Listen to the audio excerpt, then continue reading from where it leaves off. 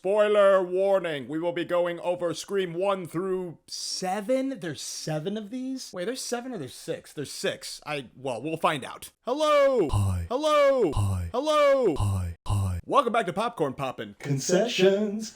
I'm your host, not Pedro Martinez, and today we'll be going over the Scream franchise.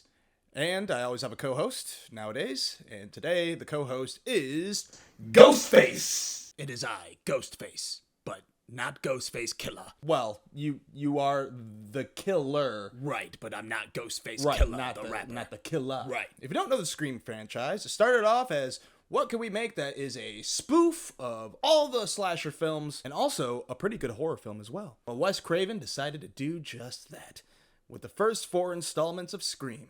But let's talk a little bit about Wes Craven for a second, shall we? What's your favorite Wes Craven film? Are you serious? Oh, right.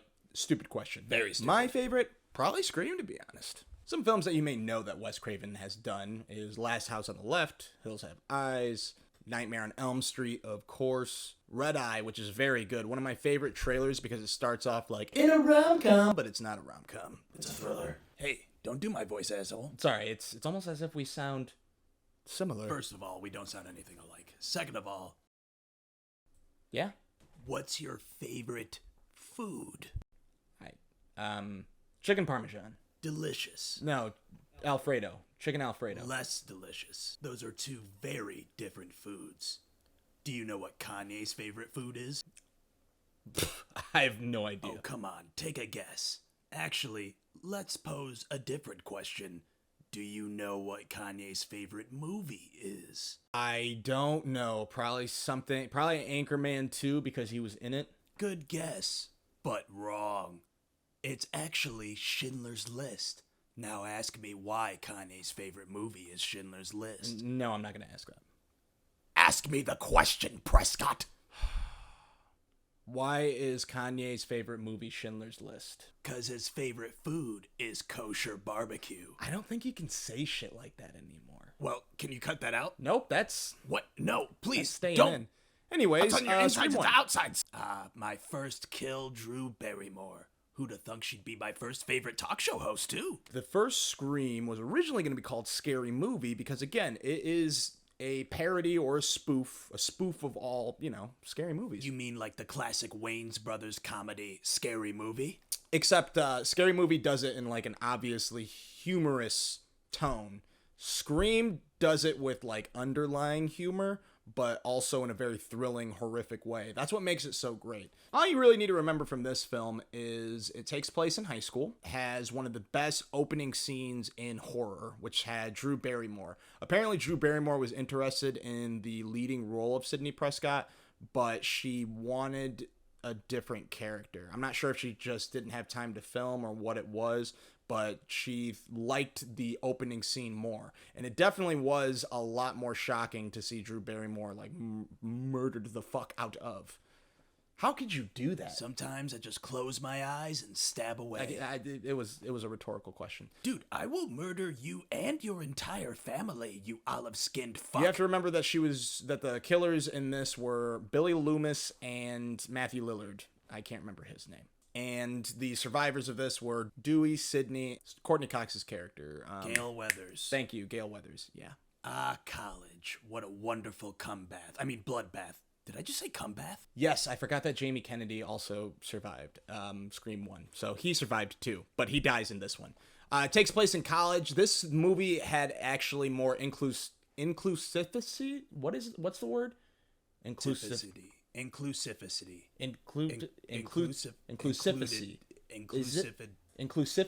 Inclusivity. Are we saying an actual word? You tell me. You fucking started this. Black people are included more in this movie, and that's one reason I liked it more, a lot more in a way. I like the college theme because not only are there more victims, I find it scarier for a college theme because when you're in a small town, yeah, there's not many people around you that can help.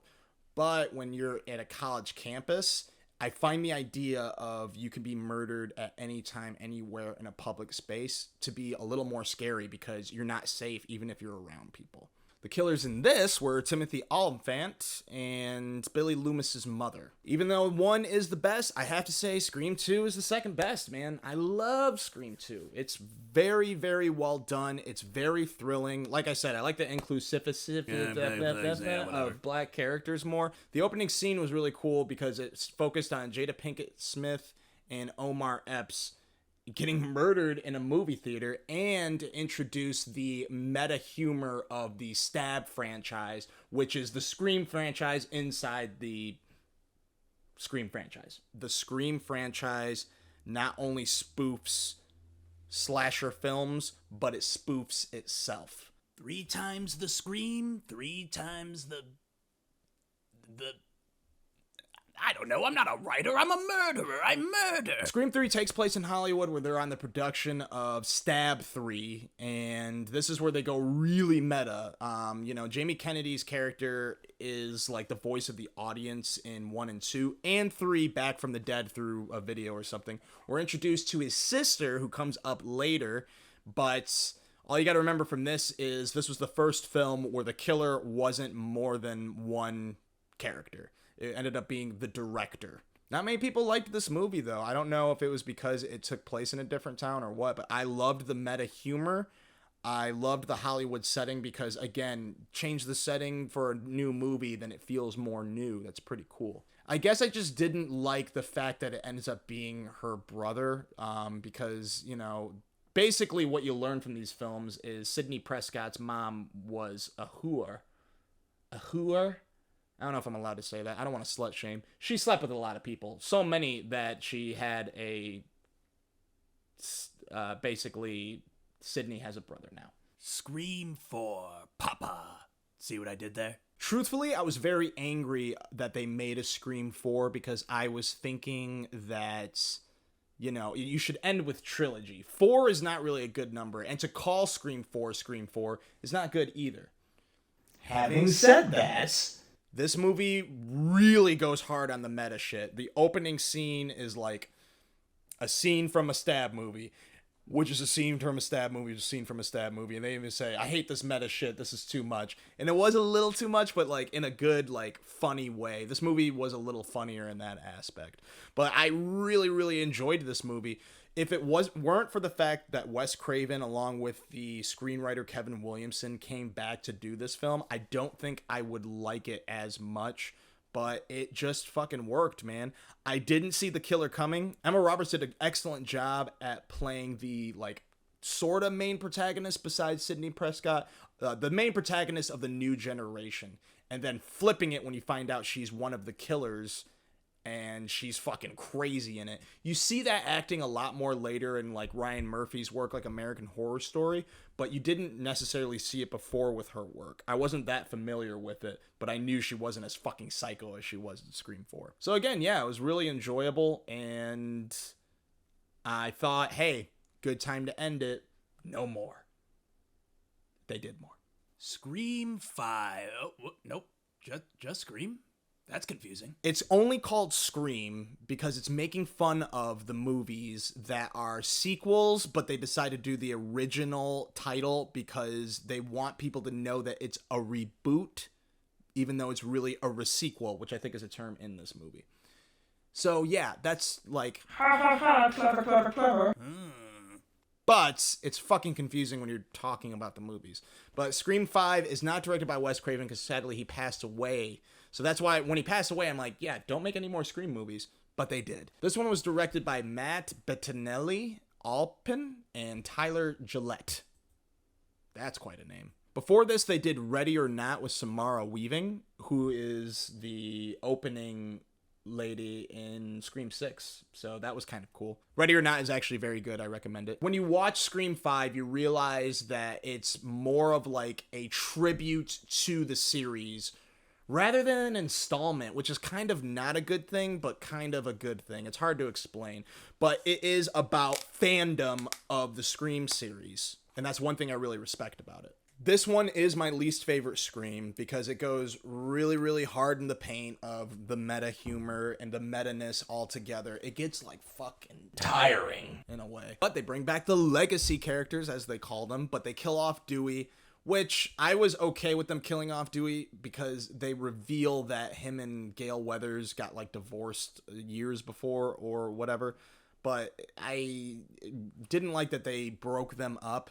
The fact that they broke them up meant, okay, he's miserable, just kill him off, I guess. But we're also introduced to the Carpenter sisters because the opening scene features not as fucking hugely famous yet Jenna Ortega. And this was the first time that the opening scene featured a character, yes, that we knew, but that didn't end up dying. In fact, she survives the whole movie. And her sister is Sam Carpenter, played by Melissa Barrera.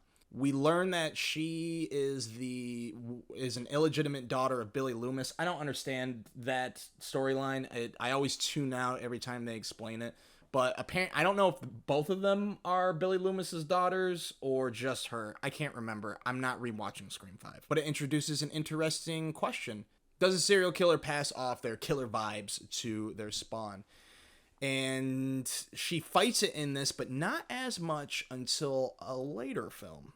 There's only Scream 6. Yeah, I know. That's the next film. Shut up. You're interrupting too much. I mean, did you even see these films? Yeah, you're right. Okay, fine. What was your favorite part of Scream 5? I have many. Be careful with your drink. What was your favorite part of Scream 5? Well, I have many favorite parts. The murder, the blood, Anything else? The murder as well. I like the murder, the blood, and the murder. Okay, that's what I thought. There are two killers, as is with most of the Scream movies besides Scream 3. Richie Kirsch and Amber Freeman, played by Jack Quaid and Mikey Madison. Jack Quaid is pretty dope. If you don't know him, watch The Boys. It's fucking awesome. It's on Amazon Prime. I highly recommend it. Better than the MCU. I said it. And Mikey Madison, who was in Better Things, which is a pretty good show, but also famous for Once Upon a Time in Hollywood, she had a very similar death in both this movie and Once Upon a Time in Hollywood, set on fire and screaming her fucking head off. The movie ends with Sam Carpenter stabbing the fuck out of Richie like Ghostface. Ooh, like me. Yes, like you. It's crazy, and she even does the knife thing. Super, super cool to add that in there. And it also makes it go, whoa, this bitch is nuts. Take me down to New York City where the people are good and ripe for killing. Oh, won't you bring me to New York? Stabby, stab, stab, and a shotgun for some reason. Okay, Scream 6. Again, big spoilers. The movie just came out, so if you haven't seen it yet, watch it. Did you watch it? Watch it. Did you watch it? Did you watch it? Did you watch it? Did you watch it? Did you watch it? Did you watch it? Did you watch it? Did you watch it? Did you watch it? Did you watch it? Did you watch it? Did you fucking watch it? I think they watched it. Okay. All right. Rip off the Band-Aid. This was a good movie. I was surprised. Okay, let me backtrack. It was an entertaining movie. We bring back Kirby. We bring back Gale Weathers. And no Nev Campbell. The reason being is because Nev Campbell didn't believe she was being properly compensated for being a legacy character. Like, she is the embodiment of Scream. When I found out she wasn't going to be in it, I'm like, what? Why make this? What's the point? Man, who doesn't love to watch a good stabbing? To see the life drained from someone's eyes? What?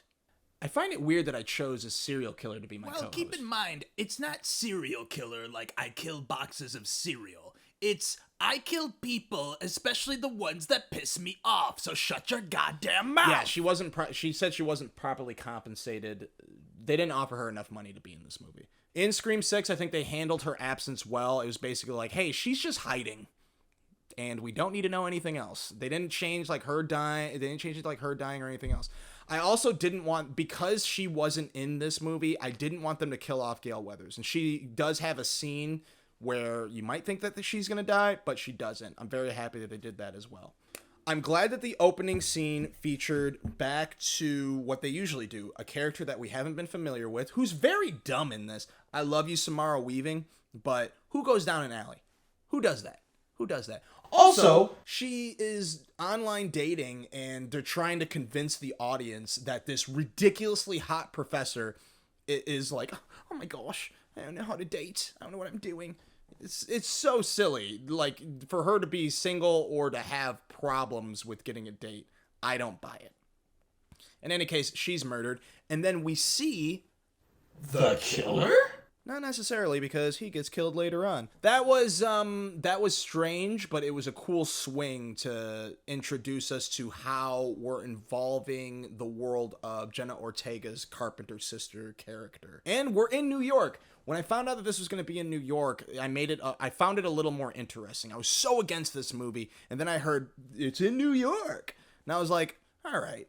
I forget that these movies are spoofs of slasher movies, and Jason took Manhattan, so why can't Ghostface take Brooklyn? I don't know where this takes place, what borough this takes place in. With the Carpenter sisters, who are having issues with like being together at first, like Jenna Ortega does not want to be with Sam. Tara doesn't want to be with Sam at all. She wants to live her own life. But once they realize murders are happening around them, they combine forces and they're not bickering the whole time. I'm really happy that they did that because I don't like bickering. It's too much. It was really cool to see Sam's character fight with the Billy Loomis in her veins, the blood of a serial killer, and she's trying to fight it as much as possible. I loved that going on throughout the film. Overall, the film is very, very entertaining. There's just a lot of things I rolled my eyes at. But it was like horror tropes that are supposed to happen in horror films. And it's really supposed to happen in this movie because it's making fun of horror tropes. I'm also glad that Mindy and Chad, the twins, are in this. I have a crush on Mindy, Jasmine Savoy Brown. And Mason Gooding is hilarious in this. He was funny in Scream 5 as well. God, there's so many. He was funny in Scream 5 as well, but this one, I love the beheadings joke. When I watched this in the theater, they said, like, in the middle of the movie, and beheadings can happen in this movie. He goes, beheadings? And it was a funny little bit. Towards the end, they're running, and this Ghostface slashes a mannequin's head off, and he goes, oh, beheadings! It was so funny, and I laughed for a long time. No one else in the theater laughed. I don't think they caught it. I caught it. Props to you, whoever's idea that was. I will say, and I don't care what anyone says, I saw it coming who the killers were. The biggest clue that they gave us to one of the characters being the killer was the fact that, and correct me if I'm wrong, I don't think that there's ever been an off-screen murder besides in Scream 3 where the director is found in an ice box with his throat slashed or just being stabbed. I can't remember which one. They didn't show him die, and later on in that film, he was revealed to be the singular killer. In this movie, it was the same. We didn't see her die, and she was pushed into someone else. Her body was. And they didn't show the father discovering her. They only showed him come down the stairs and go, oh, I'm going to kill whoever did this. Sam told the cop that she was seeing a therapist and that was her alibi. All of a sudden, the therapist gets murdered. The only person that knew about the therapist was the cop. So that was a pretty easy clue. So I was basically suspecting him and the dead girl for a very long time. I will say I didn't see it coming for it to be the kid that what's-her-name keeps saying is him. Ethan. I didn't see Ethan coming. I thought it was going to be the cop, Detective Bailey, played by Dermot Mulroney, Quinn Bailey, played by Liana Liberata, and I thought it was going to be Danny. I knew that it was going to be the family of Richie because they talk about Richie all the time, and Richie's phone is calling, so it's probably a family member, just like Scream 3, where it ends up being the family member of Sydney, and just like Scream 2, where it ended up being Billy Loomis's mother.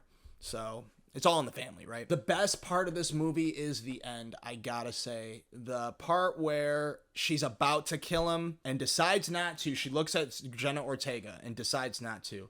And she goes, but it looks like I have to anyway, and she does. It shows that she's having an internal struggle with doing this, but also the Carpenter sisters are badass. The part where they're holding each other like, you gotta let me go, trust me. And they like fight back. They don't run, they fight back. Very Sidney Prescott of them. So there are 2 times where Sam is about to have a killer moment. One when she's about to kill the cop, but she sees Jenna Ortega.